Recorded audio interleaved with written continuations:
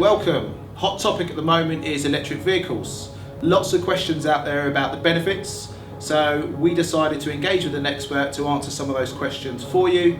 I'm pleased to introduce Jahee Campbell-Brennan from JCB Engineering. So can you explain in kind of basic terms to us what the difference is between the traditional petrol and diesel engines that we're all used to, an electric vehicle and a hybrid? Okay, so the traditional internal combustion engine, you're burning fossil fuel to reduce movement in the car. But with electric vehicles, you're using electricity, which is usually coming from the form of a battery, but there's other types of electric vehicles, such as a hydrogen fuel cell. And that battery powers electric motors, which propel the car forwards. And with a hybrid, you're using a combination of an internal combustion engine and electricity to usually power motors. That gives you benefits that you don't get with solely electric or solely internal combustion.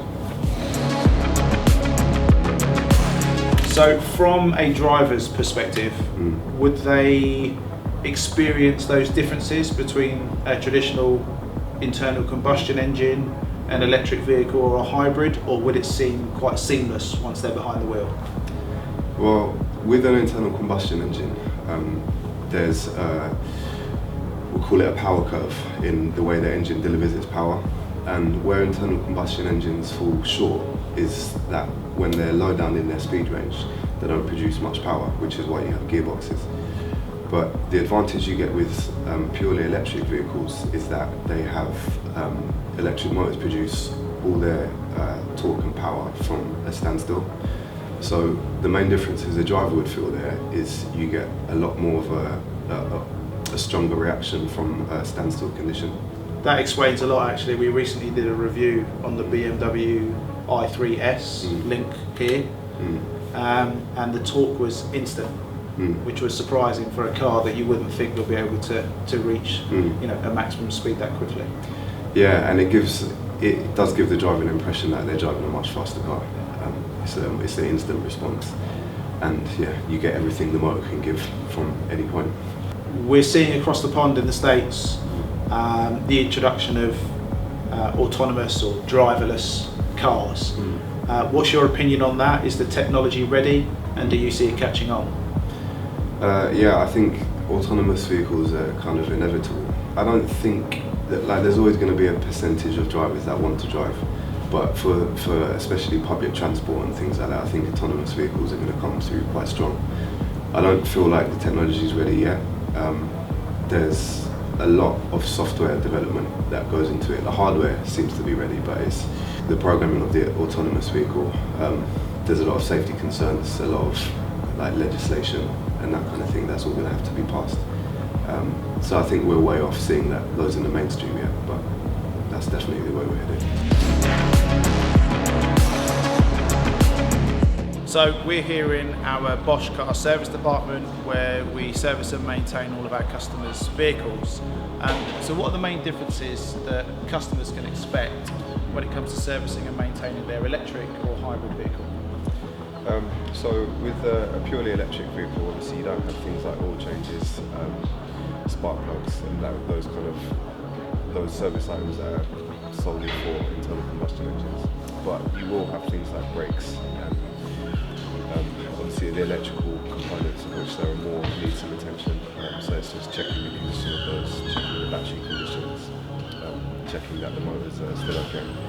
But with hybrids, the combustion engine will be used less. So I'm not sure, maybe the service intervals are longer, but that's still going to need oil changes. And then you have the addition of all the electrical components. So maybe in terms of inspections, that will be a bit more of a bigger task, but I think over the life of the vehicle, the servicing cost will be less for electric. So a positive. Yeah. Jahee, I'm Vince Pemberton. I'm the Chief Operating Officer here at Rivervale. Yeah. I've got a couple of questions for you. I've been in the motor industry pretty much all of my working life. Yeah. I've seen petrol cars, then the push on diesel cars, Then the diesel car was demonised and we've gone back to the petrol car, and now we're starting to see what I believe is the electric revolution, where more electric and hybrid products are going to become available. Yeah. Can the recharging electric infrastructure cope with that amount of electric vehicles on the road as far as you see it? Yeah, that's a good question. I think if you had as many cars on the road now that were all electric as there are with internal combustion engines, I don't think the infrastructure is there. I don't think the power stations can produce enough electricity to fill up every car on the road if it was electric now. So that is a concern. Yeah, it goes back further to me. There's been recent government announcements of how they're going to get to the road to zero. They're looking at, I believe, people having home charging points. Part of new build projects means that you've got to have a home charging point. Do you see that working? No, I think as it's not just confined to the transport sector. I think there's a lot of ill-informed government decisions. Governments were all pushing us to get diesels at one point, which is, we know where that's gone. Yeah. And I don't think saying let's get an electric vehicle charging point in every home, I don't think the practicalities are really understood in saying that. And of course there's the issue that while you're not burning or you're not producing emissions at the car, you're still shifting that over to power stations and other places. We have a duty within the leasing industry to make sure that the product we provide to the consumer is fit for purpose. Obviously a lot of that can be around the distance that one might cover, and the general usage of that vehicle obviously come into that equation. What are your thoughts and opinions on pushing people into electric vehicles and hybrid vehicles? Is that something that you think is the right thing to do, or do you still see petrol and diesel as viable sources? It's inevitable rather than the right thing to do. For me, I see it as we need to move away from internal combustion engines because they're inefficient. Obviously, we all know the problems with fossil fuels and the oil industry, but I think it's in the electric vehicles or battery electric vehicles and battery hybrids, as the way they are now, I feel like an intermediate step into another technology, which is going to come later down the line. So if you feel electric vehicles suit your needs and what you want from a vehicle at the time, then I think go for them. But it's not going to be the final say in the powertrains for the automotive industry. Obviously we see one manufacturer dominating the headlines with regards to electric vehicles, Tesla. Yeah. What's your opinion on the technology that they're introducing, and do you think there'll be a new player in that space coming with some electric vehicle technology? Well, I like Tesla because they're a solely electric vehicle manufacturer. They got the benefit of putting all their research and all their development into electric vehicles. So in terms of technology, I feel like they're leading the market in that sense.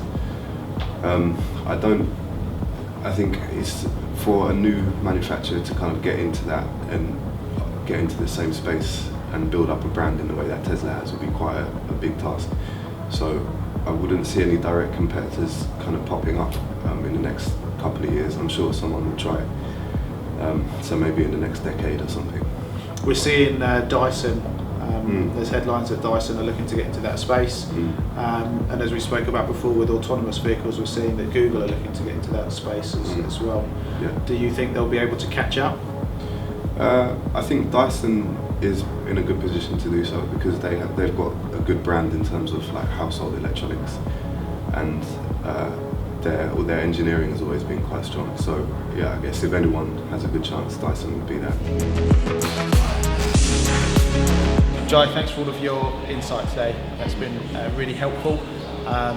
If any of our viewers have got any further questions, please add them to the comments and we'll try and get those answered for you as well. But many thanks today, and look forward to another interview at some point. It's a pleasure. Thank you.